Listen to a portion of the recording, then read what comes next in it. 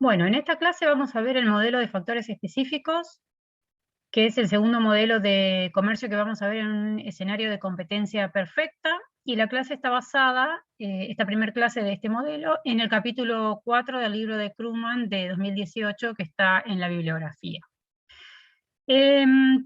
Vamos a hablar del modelo de factores específicos esta clase y la clase siguiente.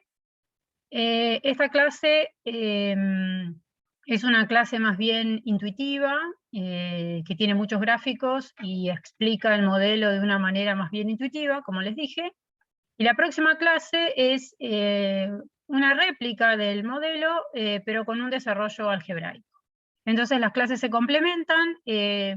Varias de las cosas que vamos a ver hoy las vamos a ver la clase que viene, y algunas de las cosas de la clase que viene las van a terminar les va a terminar a ustedes de hacer entender algunas de las cosas que vemos en la clase de hoy. Ustedes vieron con Martín el modelo ricardiano, donde básicamente ese modelo es un modelo dentro de los modelos de competencia perfecta. Es un modelo que explica el comercio por diferencias entre países, y básicamente la diferencia que genera el comercio ahí es la diferencia en la tecnología, que se ve a través de la productividad del trabajo. Y las dotaciones de factores ahí no juegan un rol importante. El modelo de factores específicos es un modelo donde ahora explicamos el comercio, seguimos en el contexto de competencia perfecta, pero está dentro de lo que se llaman los modelos de dotaciones factoriales, donde lo que explica el comercio es la diferencia entre los países precisamente en sus dotaciones factoriales. A diferencia entonces del modelo ricardiano, ahora vamos a suponer que los países tienen idéntica tecnología. Ese no es un factor que genere comercio, y el comercio viene por el lado de la dotación de factores. Hay dos modelos que explican comercio por diferencias en las dotaciones factoriales, que son este y el modelo de Hescherolin, que es lo que vamos a ver en las clases un poquitito más adelante. ¿Cuál es la idea? Básicamente que se aplica a cualquiera de estos modelos de diferencias entre países y modelos de competencia perfecta. Es que nosotros tenemos que recordar la frontera de posibilidades de producción de un país. La frontera de posibilidades de producción de un país depende de la tecnología y de la dotación de factores. En el modelo ricardiano, el comercio entonces, como dijimos, venía dado por las diferencias en la tecnología.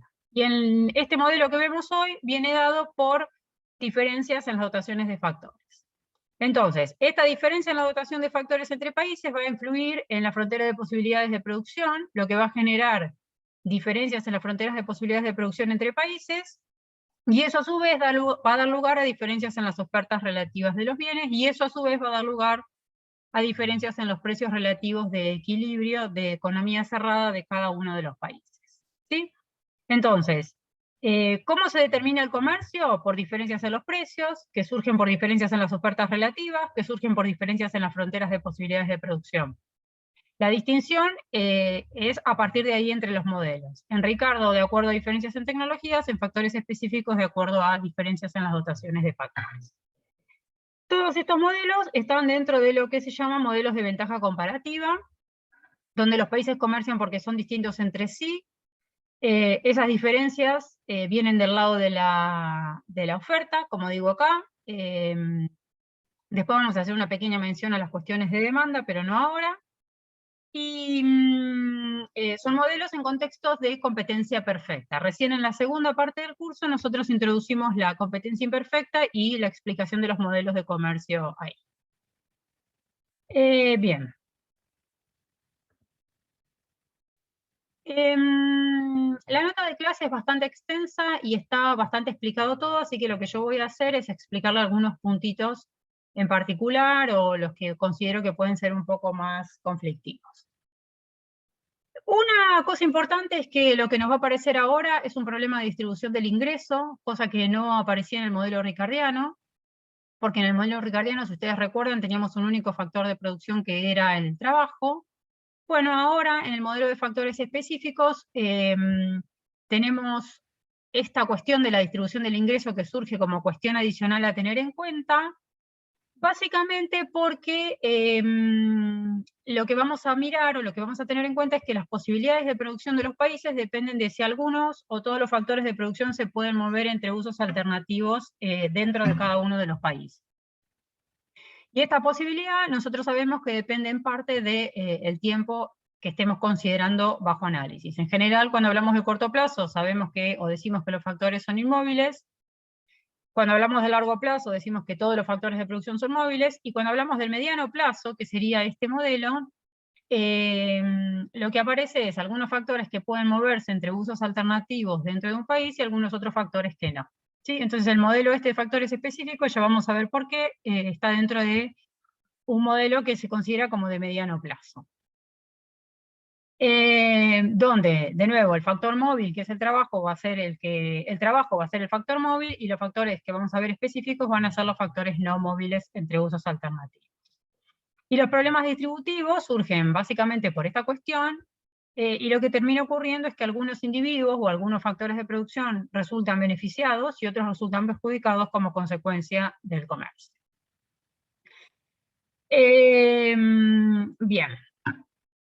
Y en general, lo que vamos a ver es que en estos modelos, los propietarios de los factores cuyo ingreso está relacionado con el sector exportador resulta beneficiado con el comercio, y los que están ligados al sector que compite con las importaciones resultan perjudicados con el comercio. De nuevo, todo depende de la especificidad de los factores y de dónde se usa. Una cosa importante que surge en los modelos de dotaciones de factores es que nosotros hablamos del comercio de bienes. Entonces hablamos de el comercio de bienes entre dos países, por ejemplo, ¿no? Pero ese comercio de bienes, lo que tiene incorporado es el comercio que llamamos indirecto de los servicios de los factores de producción. ¿Sí? Entonces, lo que nosotros decimos es que cuando se comercian bienes entre países, indirectamente estamos comerciando los factores de producción que están contenidos en esos bienes. Entonces, nuestra conclusión, tanto de este como del otro modelo, es que vamos a ver que a veces el comercio de bienes tiene el mismo efecto que el comercio indirecto de los servicios de los factores de producción. Esto, de nuevo, surge porque estamos hablando de un modelo de dotaciones factoriales. ¿Sí? Entonces es como si, en vez de hablar de comercio de los servicios de los factores de producción, los países intercambiaran los factores de producción. ¿Sí? O sea, eso sería movilidad factorial. Acá no ocurre la movilidad factorial, sino que vemos el comercio de los servicios de los factores de producción en forma indirecta, contenidos dentro del comercio de bienes. ¿Sí?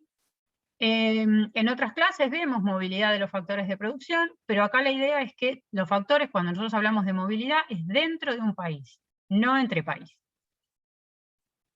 Bueno, como el desarrollo de los modelos que nosotros vamos a ver en general va a seguir siempre una misma lógica, que va a ser presentar los supuestos. Después vamos a ver cómo funciona ese modelo en economía cerrada, para después recién abrirlo al comercio. Así que eso es lo que vamos a hacer un poco hoy. Pueden ir al libro a ver un poco una discusión acerca de qué se considera un factor específico, y podemos ver acá cuáles son los supuestos del modelo, donde decimos que hay dos bienes, se producen dos bienes. C y F, acá estamos usando la notación del libro para que a ustedes les resulte más fácil seguirlo. Y existen tres factores de producción, L como factor móvil y K y T como factores específicos. Tenemos competencia perfecta, rendimientos constantes a escala y la productividad marginal del trabajo en ambos sectores decreciente. Después vamos a volver a eso. Las funciones de producción implican que el bien se produce con el factor móvil y el factor específico, el factor móvil y el factor específico. Y las restricciones de recursos son que el trabajo que se utiliza en C más el trabajo que se utiliza en F tiene que igualar a la oferta total de trabajo, K está fijo y T está fijo, que son los factores específicos. Como les dije, primero determinamos el equilibrio de autarquía. Entonces lo que vamos a hacer es, dado los supuestos, analizar cuáles son las posibilidades de producción. Y fundamentalmente acá, las posibilidades de producción entre estos dos bienes van a depender de cuánto se asigne de trabajo a cada uno de los dos bienes. ¿Sí?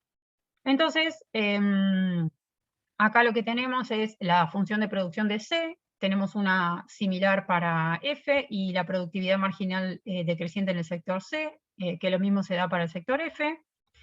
En este gráfico de acá lo que hacemos es unir las fronteras de posibilidades, las funciones de producción de los dos bienes, en estos cuadrantes, en este y en este. Y agregamos en este cuadrante la restricción de trabajo. ¿Sí? Entonces acá tenemos función de producción de C, función de producción de F, esta es la restricción de trabajo. Y como les dije, las posibilidades de producción, que se traducen en la frontera de posibilidades de producción, están determinadas por la asignación del factor L entre sectores. ¿Sí? Perdón. Entonces, esta es una línea recta, que lo que nosotros tenemos es que LC, como vimos acá, LC más LF es igual a L barra, un L que es la dotación. Entonces esta es una línea recta. Estas son las funciones de producción, y lo que nosotros acá hacemos es identificar un punto de la restricción. Ese punto determina que el trabajo se asigna de acuerdo a lo que dice el punto entre el sector C y el sector F. Con esa asignación de trabajo, que la vemos acá en este eje, y la vemos acá en este eje, nos vamos a las funciones de producción, y vemos cuánto se produce de F y cuánto se produce de C. Y después lo que hacemos es unir esos puntos, cuánto se produce de C y cuánto se produce de F, en un punto 1', que corresponde a este punto 1, sobre la frontera de posibilidades de producción. ¿Sí? Entonces ahí tenemos un primer punto. Cuando cambia la asignación de trabajo, nos vamos del punto 1 al punto 2, por ejemplo, cambia la asignación de trabajo, bien dije, cambian los niveles de producción correspondientes a esa asignación de trabajo, dados los factores específicos, y obtenemos un punto distinto sobre la frontera de posibilidades de producción. Y si hacemos eso para todas las posibles asignaciones de trabajo a lo largo de L, tenemos la frontera de posibilidades de producción.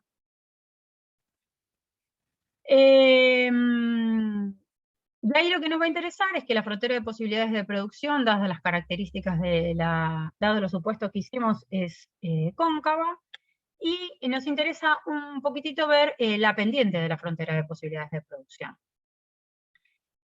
Y lo que quisiera que ustedes notaran es que acá estamos, digamos, en un modelo tradicional, donde una frontera de posibilidades de producción cóncava, y que ustedes noten cuál es la diferencia con la frontera de posibilidades de producción que derivaron en el modelo ricardiano de las clases pasadas.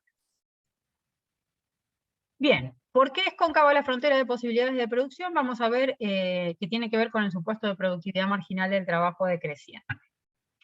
La pendiente de la frontera va a ser igual a la relación entre los precios de los bienes, PC y PF, con un signo menos. Fíjense que acá tenemos C y acá tenemos F.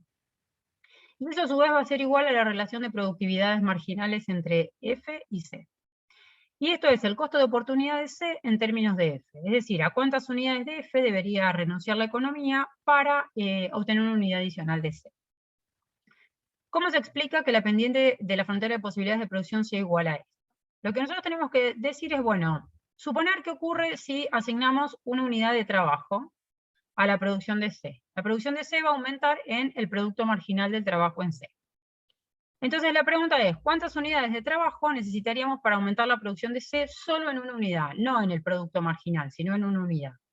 Por regla de 3 simple, lo que necesitaríamos es 1 sobre el producto marginal de C, unidades de trabajo. La cuestión es de dónde salen estas unidades de trabajo. Nosotros buscamos ver, para aumentar la producción de C en una unidad, las tenemos que sacar necesitamos ciertas unidades de L, ¿de dónde salen? Bueno, la cuestión es que las sacamos del sector F. Entonces, ¿en cuánto se reduce la producción de F? Si nosotros retiramos una unidad de L del sector F, la producción del sector se reduce en el producto marginal de LMF. Pero nosotros tenemos que retirar 1 sobre el producto marginal de L en C unidades de L del sector F, porque son las que necesitamos para aumentar la producción de C en una unidad. Entonces la producción de F, por regla de 3, se va a reducir en el producto marginal de L en F sobre el producto marginal de L en C, que es la pendiente de la frontera de posibilidades de producción. ¿Sí? Entonces, esto nos muestra que la frontera de posibilidades de producción es cóncava, porque cuando pasamos del punto 1 al punto 2, del punto 1 al punto 2, o del punto 1' al punto 2', está aumentando C, está cayendo F, y a medida que ocurre eso, cae la productividad marginal del trabajo en C, aumenta la productividad marginal del trabajo en F, y eso hace que la pendiente de la frontera de posibilidades de producción sea cada vez más empinada. Bien, entonces, lo que determinamos hasta ahora es solamente cómo se determina la frontera de posibilidades de producción. No sabemos dónde nos vamos a ubicar. Entonces, lo que tenemos que ver es cuál va a ser efectivamente la asignación del factor trabajo entre los sectores. Para eso, lo que hacemos es ir al mercado de trabajo. Entonces, vamos a tener una ecuación de demanda de trabajo en el sector C, una ecuación de demanda de trabajo en el sector F y una ecuación de oferta total de L. ¿Sí? La oferta total de L nos va a dar la amplitud de la caja. ¿Sí? Este es un gráfico del mercado de trabajo. En este eje medimos el valor de la productividad marginal de C y en este eje medimos el valor de la productividad de F. De aquí para allá medimos el trabajo asignado a C y de aquí para allá el trabajo asignado en F y dibujamos las curvas de productividad marginal, que son las ecuaciones 4,4 y 4,5. Y cuando busquemos el equilibrio en el mercado de trabajo, lo que tenemos que buscar es que 4,4 iguale a 4,5 iguale a 4,3, que es la oferta total de trabajo en la economía. ¿Sí? Entonces vamos a estar en este puntito de acá. Y eso es lo que nos determina efectivamente cuál es la asignación de trabajo en la economía y sobre qué punto de la frontera vamos a estar. Acá lo que nosotros tenemos es que esta curva representa el valor del producto marginal del trabajo, ¿sí? En un sector y en otro. Y tenemos los precios PC y PF. Entonces, cuando nosotros determinamos un punto acá en el mercado de trabajo, estamos al mismo tiempo determinando el punto correspondiente sobre la frontera de posibilidades de producción, que depende de la pendiente, que son los precios de los bienes. ¿Sí? Bien. Una vez que tenemos determinado eso, lo que nosotros podemos ir a ver es cómo es la distribución del ingreso dado esa asignación de trabajo y dado esos precios de los bienes. Entonces vamos a los gráficos de productividad marginal del trabajo, identificamos cuál es el trabajo asignado a cada sector, identificamos el salario real que se le paga, y lo que tenemos es que, dado los supuestos del modelo, todo el área debajo de la curva de producto marginal es lo que va a pagar la remuneración de los factores, siendo este área lo que se paga en salarios, y siendo el otro área lo que se paga al factor específico, en este caso K. Y tenemos un gráfico similar para el sector T. ¿Sí? Entonces lo que hicimos ahí fue decir, bueno, la situación inicial de equilibrio me determina un punto en el mercado de trabajo, un punto en la frontera de posibilidades de producción, y a través de los gráficos de productividad marginal, que son estos mismos, nada más que acá tenemos valor de la productividad marginal y acá tenemos productividad marginal porque elegimos poner salario real acá, me determinan cuánto recibe los trabajadores y cuánto los capitalistas. Y lo mismo podemos hacer para T, para el factor específico T. Bueno, entonces yo les dije, presentamos los supuestos y presentamos lo que tuvimos hasta recién, era el equilibrio de autarquía. El siguiente paso sería ver el equilibrio de libre comercio. Pero nosotros para llegar al equilibrio de libre comercio lo que vamos a hacer es primero plantear unos ejercicios de estática comparativa. Vamos a ver cambios en los precios de los bienes y cambios en las dotaciones de los factores y ver cómo se modifica este equilibrio de autarquía. Y después esto lo vamos a usar para ver el equilibrio de libre comercio, que va a salir muy, muy fácil. Entonces, fíjense, el primer ejercicio es suponer un cambio en los precios de los bienes.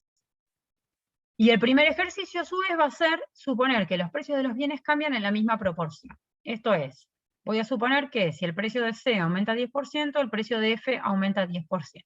¿Sí? ¿Qué implica esto? Que entonces el precio relativo PCPF no se modificó. Eso es importante. El siguiente paso es decir, a ver, cambios en los precios relativos. Acá suponemos un cambio en los precios absolutos, pero que como el cambio es igual entre sectores, implica que los precios relativos permanecen constantes. ¿Qué ocurre? Cuando aumenta el precio de cada uno de los bienes, las curvas de productividad marginal se desplazan hacia arriba. Y en particular, como aumentaron 10%, lo que va a ocurrir es que, como los dos precios aumentaron en el mismo porcentaje, esto va a implicar que el salario nominal también va a aumentar en el mismo porcentaje, de modo tal que el nuevo punto de equilibrio es un punto 2, por encima del punto 1, implicando un aumento en W del 10%.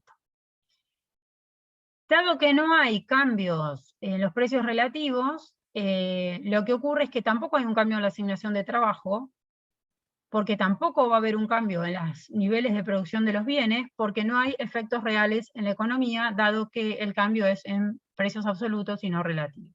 ¿Sí? Entonces, aumenta los precios como supuestos, y lo único que va a ocurrir en la economía es que aumenta el salario nominal un 10%. No hay cambios reales, no cambia la asignación de trabajo, no cambia los niveles de producción, y como W aumenta lo mismo que aumentó, el mismo porcentaje que aumentaron los precios de los bienes, los W reales van a permanecer constantes. Y dado los W reales constantes, también la remuneración real de los factores específicos va a permanecer constante. ¿Sí? Entonces, de nuevo, lo que vemos acá es que un cambio en el nivel general de precios, es decir, aumento de precios en la misma proporción, de modo tal que los precios relativos permanecen constantes, no tiene efectos reales en la economía y no cambia ninguna cantidad física en la economía ni la distribución del ingreso. Distinto es el análisis si hay un cambio en los precios relativos, es decir, que lo que nosotros ahora suponemos es, por ejemplo, un aumento en el precio relativo de C, que lo descomponemos en un aumento en el precio de C con PF constante. ¿Sí? Entonces suponemos que aumenta PC 10% y PF permanece constante. Entonces, en el caso en el que aumente el precio de uno de los bienes, hay un desplazamiento de la curva de valor del producto marginal hacia arriba en el sector correspondiente al aumento de precios, y la otra curva permanece constante. El equilibrio ahora en el mercado de trabajo se desplaza del punto 1 al punto 2. Vemos que aumenta W nominal, lo vemos acá, pero lo que es muy importante es ver cómo es el aumento en PC, es decir, el precio del bien que aumentó en relación al aumento en W. ¿Sí? Y acá, a simple vista, por eso les decía que las clases se complementan, nosotros vamos a identificar acá, o especificar, mejor dicho, acá, en cuánto aumenta W. Y la clase que viene lo vamos a comprobar algebraicamente. Pero acá, ustedes, si no tuviéramos la clase siguiente y solamente tuviéramos este gráfico, nosotros podemos saber que lo que aumenta W es menor que lo que aumenta PC. Porque en la clase, en el argumento anterior, en el ejercicio anterior, nosotros dijimos que PC aumentaba 10% y W aumentaba 10%, y entonces el punto 2 estaba por encima del punto 1. Bueno, acá el punto 2 se corre más hacia la derecha. Esto es lo que implicaría un aumento en W en el mismo porcentaje que el aumento en PC. Pero dado el equilibrio, el punto 2, W aumenta solo hasta aquí, entonces el aumento en W es menor que el aumento en PC. ¿Está bien? Entonces, aumenta PC en 10%, por ejemplo, aumenta W en menos que 10%, de modo tal que si nosotros queremos ver qué ocurre con W sobre PC, W sobre PC va a caer. ¿Por qué? Porque aumenta W y aumenta PC, pero el aumento en W es menor que el aumento en PC, PC está en el denominador, entonces todo el término W sobre PC cae. O sea, lo que predomina es el aumento en el denominador.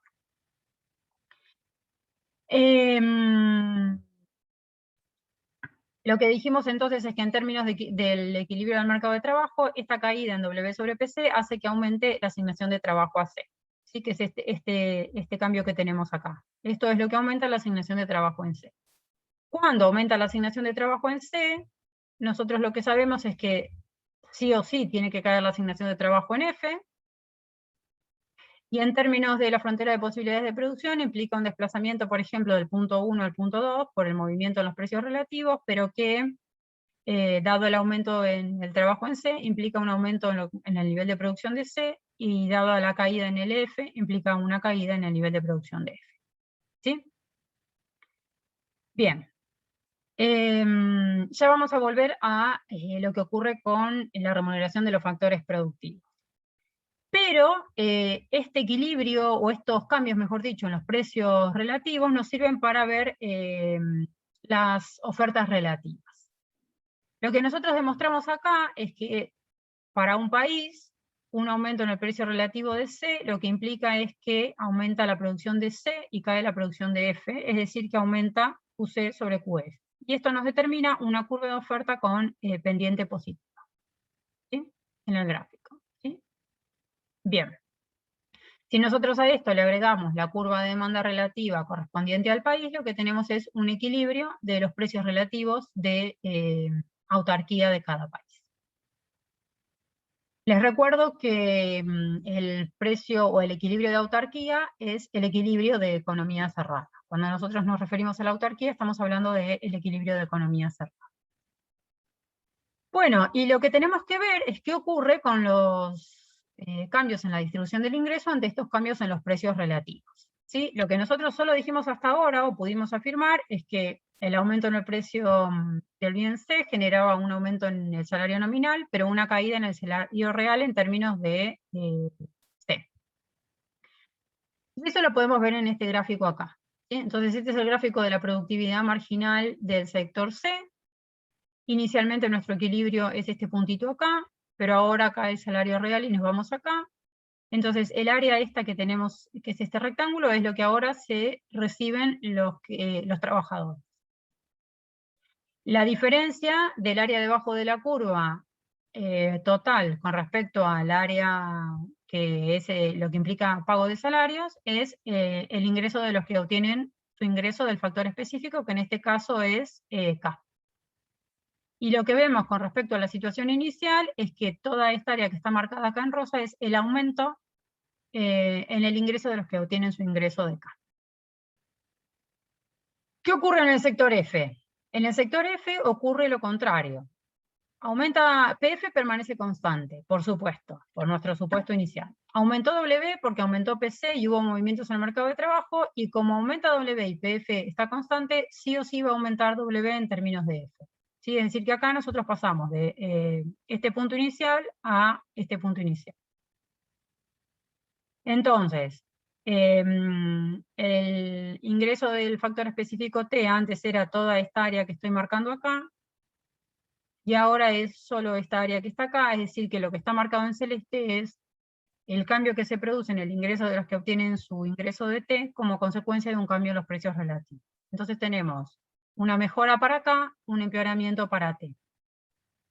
Y ocurre con L, tenemos una caída de W sobre PC y un aumento de W sobre PF, entonces el efecto sobre los trabajadores es ambiguo. Entonces esto es lo que está un poco detallado acá, de acuerdo a lo que vimos recién. El efecto sobre los trabajadores de un cambio en los precios relativos es ambiguo. Y lo que nosotros sabemos es que la variación porcentual en C es mayor que la variación porcentual en W y mayor que la variación porcentual en PF. Donde este es positivo y este es igual a 0. Vimos también qué ocurría con el efecto sobre K, y lo que podemos derivar de acá es que entonces la variación porcentual en RK, es decir, la remuneración al capital, es mayor que la variación porcentual en PC, que es mayor que la variación porcentual en W y que es mayor que la variación porcentual en PF. Siendo este positivo, este positivo, este positivo y este igual a 0. Y para T, completamos la desigualdad agregando que la variación porcentual en F es mayor que la variación porcentual en RT porque esta variación es negativa. ¿Sí? Bien. Entonces, lo que tenemos que notar es que el factor móvil que es L tiene un efecto ambiguo. El factor K, que es el factor específico del sector cuyo precio relativo aumentó, resulta beneficiado con este cambio en los precios. Y el factor T, que es el factor específico del sector cuyo precio relativo no aumentó, resulta perjudicado con este cambio en los precios relativos. Y esto es lo que nosotros vamos a usar luego cuando veamos los efectos del comercio. El otro ejercicio de estática comparativa que nos va a servir bastante va a ser el de los cambios en las dotaciones de factores. Vuelvo a lo anterior. Cuando nosotros usemos este ejercicio, nosotros lo vamos a usar para ver los efectos del comercio sobre la distribución del ingreso. Y cuando vayamos a usar este ejercicio, que es ver cuáles son los efectos de cambios en las dotaciones de factores, esto es básicamente lo que tiene que ver con las causas del comercio. Entonces lo que nosotros vimos hasta recién era movimiento sobre la curva de oferta relativa. Y ahora lo que vamos a ver es que estas dotaciones de factores, estos cambios en las dotaciones de factores desplazan las curvas de oferta relativa. Y de nuevo esto tiene que ver, o va a ser posible usar en lo que es las causas del comercio. Entonces, supongamos que vemos el análisis de un aumento de la dotación de un factor K específico. Esto implica, en el gráfico del mercado de trabajo, que se desplaza el valor de producto marginal del sector correspondiente, mientras que la otra curva permanece constante. De nuevo, distingamos el caso anterior, donde la curva se movía porque aumentaba el precio. Ahora la curva se mueve porque hay una mayor dotación de capital, ¿sí? Entonces, ahora se genera un aumento en W, pero este aumento en W viene por un lado distinto al del ejercicio anterior. Entonces, aumenta acá, se desplaza la curva de valor de producto marginal. Eso implica una reasignación de trabajo donde aumenta LC y KLF. Voy acá. Los precios de los bienes permanecen constantes, y a pesar de que los precios de los bienes están constantes, dado esta reasignación de trabajo, consecuencia del aumento de la dotación del factor específico, aumentan los niveles de producción de C, cae el DF, y entonces aumenta C sobre F.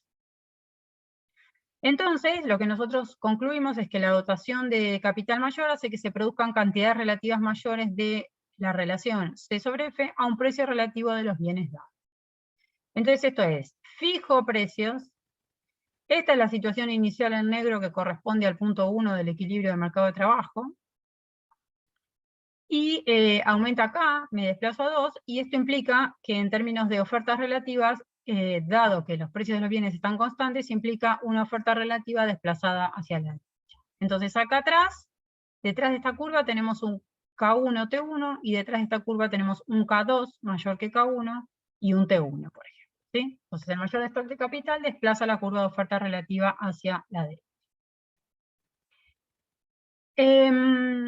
Lo que es posible ver acá es qué ocurre con la remuneración de los factores productivos.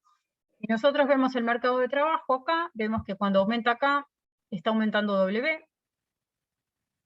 ¿Sí? Y ahora vamos a usar eso para, por ejemplo, el gráfico de los costos unitarios igualados a los precios unitarios, para ver qué ocurre con la remuneración de los factores productivos. Acá, esta parte la vamos a terminar de complementar con las clases siguientes, porque este gráfico es un gráfico donde estamos relacionando la curva que hasta ahora no había aparecido, de costos unitarios con precios de los bienes, ¿sí? Donde los ejes nosotros tenemos W y R. ¿Sí? Y esta es una curva que nos determina los precios de los factores dado el precio de los bienes. Entonces, lo que nosotros podemos ver acá es que, supongamos que partimos de esta situación inicial y hay un aumento del stock de capital que es el factor específico, y vimos en el gráfico del mercado de trabajo que aumentaba W, eso implica que nosotros nos vamos a mover en esta curva hacia este punto de acá. ¿Y por qué nos movemos sobre la curva? Porque el precio de los bienes lo mantuvimos constante. Entonces, el aumento de K genera un aumento de W, dado los precios de los bienes constantes, ese aumento de W genera una caída en RK, la remuneración nominal del capital. Bien, y como los precios de los bienes están constantes, ese movimiento genera el mismo movimiento de las remuneraciones reales. Bien, lo que podríamos hacer es el mismo ejercicio para un aumento de la dotación del otro factor específico, y también, y pasaría algo parecido, nada más que la curva de oferta relativa, en vez de moverse hacia la derecha, se desplazaría hacia la izquierda. Eso los dejo para que ustedes lo hagan. Y la última parte, o el último ejercicio interesante, sería ver qué ocurre si cambia el factor móvil, donde ahí el ejercicio no es tan claro, porque como tenemos el factor móvil que se utiliza en la producción de los dos bienes, lo que sabemos a priori es que la mayor oferta laboral hace que aumente la producción de ambos bienes, pero sin información adicional no podemos saber qué nivel de producción va a aumentar más. La clase que viene vamos a tener un complemento donde nos va a poder dar alguna idea, dependiendo de los distintos parámetros que forman parte del análisis, de qué es lo que ocurriría de acuerdo a las elasticidades de las curvas y demás. Bien, entonces, terminamos con los ejercicios de estática comparativa. Y ahora sí vamos a introducir el libre comercio. Entonces ahora lo que tenemos es la necesidad de introducir dos países, por ejemplo. Nuestro país y el resto del mundo. Una aclaración que hago siempre es que cuando nosotros hacemos este análisis, la nomenclatura que referimos a los países o a los bienes es independiente, es decir, acá mis dos países podrían haber sido 1, 2, A y B, lo que sea, y acá el nombre es nuestro país y el resto del mundo, pero esto no quiere decir, no tiene ninguna connotación con respecto al tamaño de los países, ¿sí? Es como si fueran dos países cualquiera.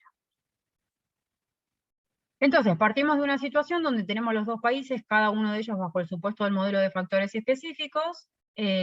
Suponemos que difieren las dotaciones de factores y eso da lugar a las diferencias en las ofertas relativas.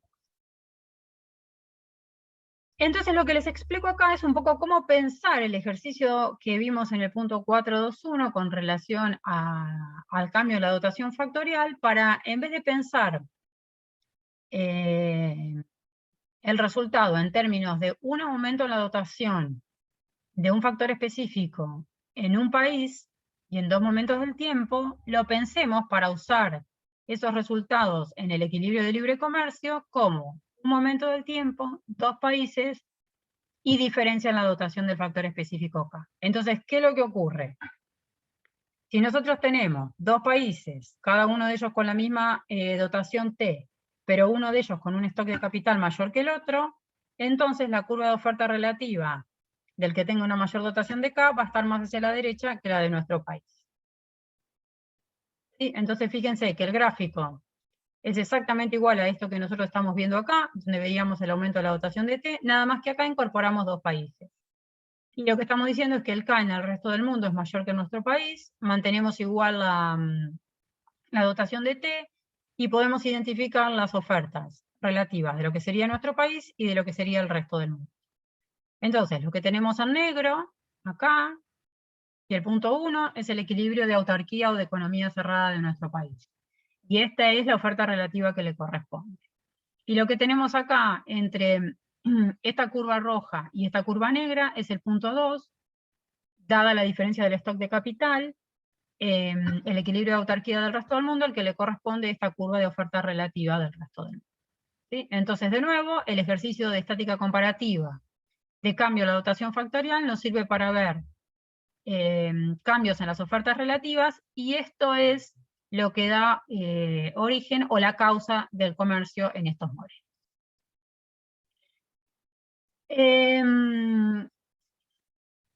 Lo que hacemos entonces como paso siguiente, nosotros acá tenemos la oferta relativa de nuestro país, la oferta relativa del resto del mundo, y lo que tenemos que ver es cuál es el equilibrio de libre comercio, para lo cual tenemos que incorporar la oferta relativa mundial y la demanda relativa mundial.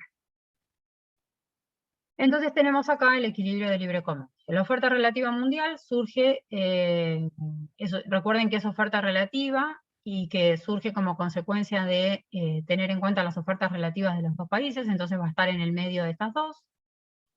Y esta es la curva de demanda relativa, que de nuevo hay que tener en cuenta que es una demanda relativa, y que como estamos suponiendo que las preferencias son idénticas entre países, esa curva de demanda relativa va a ser la misma para nuestro país, para el resto del mundo y a nivel mundial. Entonces, fíjense, el equilibrio de libre comercio se va a dar donde oferta relativa mundial se iguale a la demanda relativa mundial, es decir, en este puntito de acá. Ahí determinamos el precio de libre comercio y la cantidad que se produce en el libre comercio. Pero este gráfico también nos sirve para ver el patrón de comercio y los equilibrios de autarquía de los dos países. Entonces, para ver los equilibrios de autarquía, agarramos la curva de oferta relativa del resto del mundo, por ejemplo, esta que está más hacia la derecha, nos fijamos la curva de demanda relativa del resto del mundo, que ya dijimos que coincide con la demanda relativa de nuestro país y mundial, y en el punto de intersección determinamos el precio de autarquía de el precio de autarquía del resto del mundo. Si hacemos lo mismo para nuestro país, este es el precio de autarquía de nuestro país. Y básicamente la idea acá es que lo que va a ocurrir, o lo que vemos, es que de este gráfico el precio del resto del mundo en autarquía es menor que el precio de libre comercio, que es menor que el precio de C en autarquía de nuestro país. La conclusión entonces va a ser que el resto del mundo, relativamente abundante en K, tiene un precio relativo de autarquía PCPF menor que el de nuestro país. Eso implica que el resto del mundo tiene ventaja comparativa en C, porque tiene un menor precio relativo de autarquía de este bien. El bien en el que tiene ventaja comparativa resulta ser el bien que el país exporta, que es en el que, de nuevo, tiene ventaja comparativa y es en el que tiene un precio relativo de autarquía menor, y este bien C resulta que es el bien que utiliza como factor específico acá, que es el factor en el cual el país es relativamente abundante.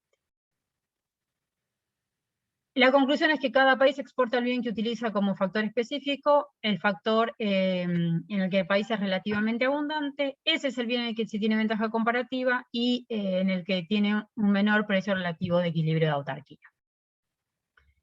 Entonces, esta situación es que a nosotros nos pueden dar el precio de autarquía, la relación de precios de autarquía entre países, y ya saber, sin conocer el trasfondo del modelo, en qué bien tiene ventaja comparativa cada país.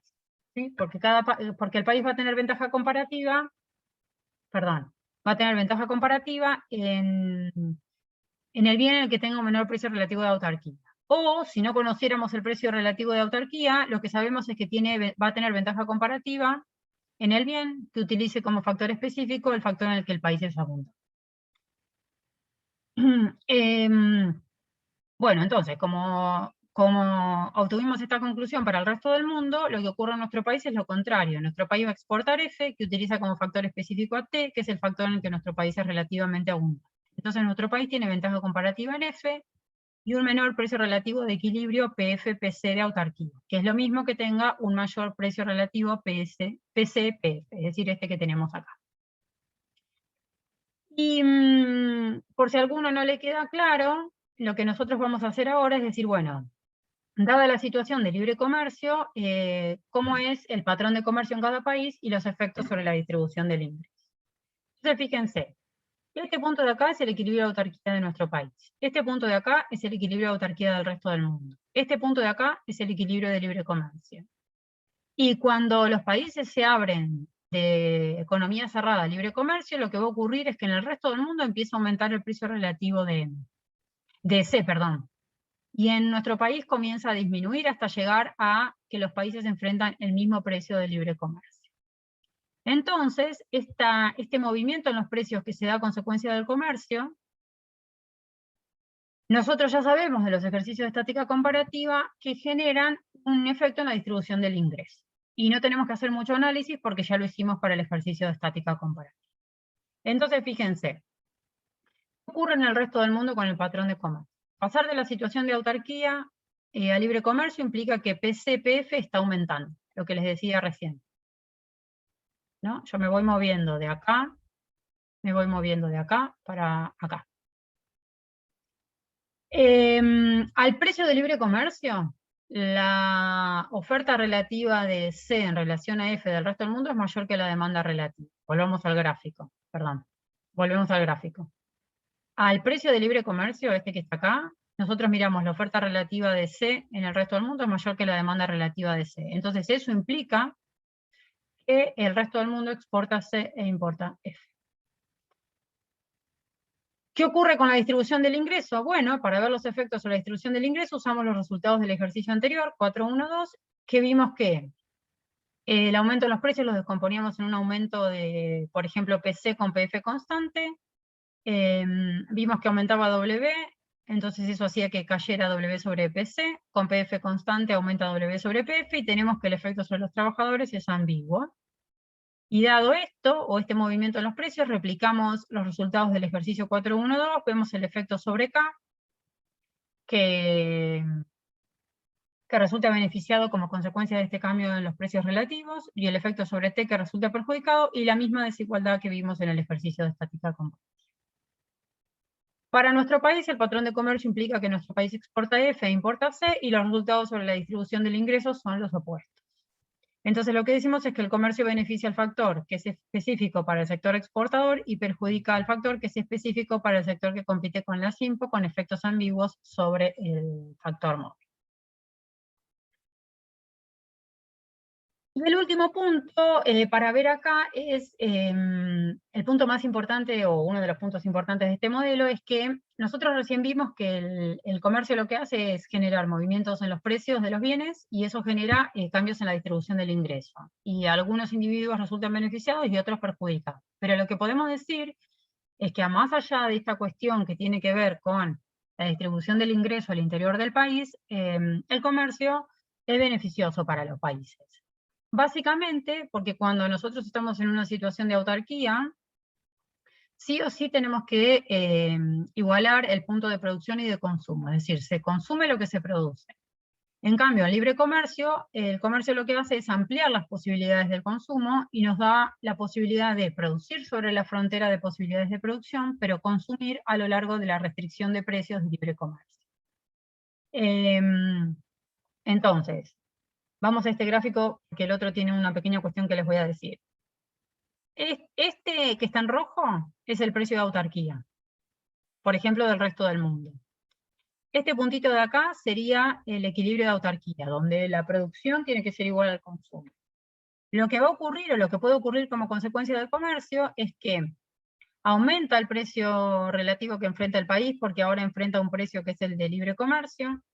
El punto de producción se sitúa sobre la frontera de posibilidades de producción, por supuesto, pero el punto de consumo está dentro de esta restricción. Es decir, que el punto de consumo puede estar acá. Y entonces lo que tenemos ahí es la posibilidad de ampliar las posibilidades de consumo. ¿Qué es lo que se tiene que cumplir? Acá se tiene que cumplir que producción sea igual a consumo.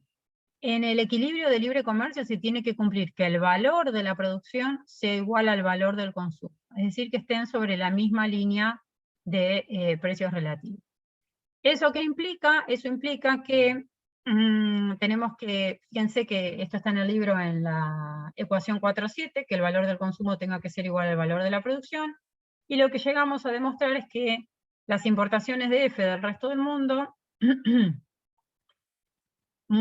son iguales al precio relativo de libre comercio por las exportaciones de C del resto del mundo, y lo mismo para nuestro país, que implica tener en cuenta este triangulito de comercio que tenemos acá.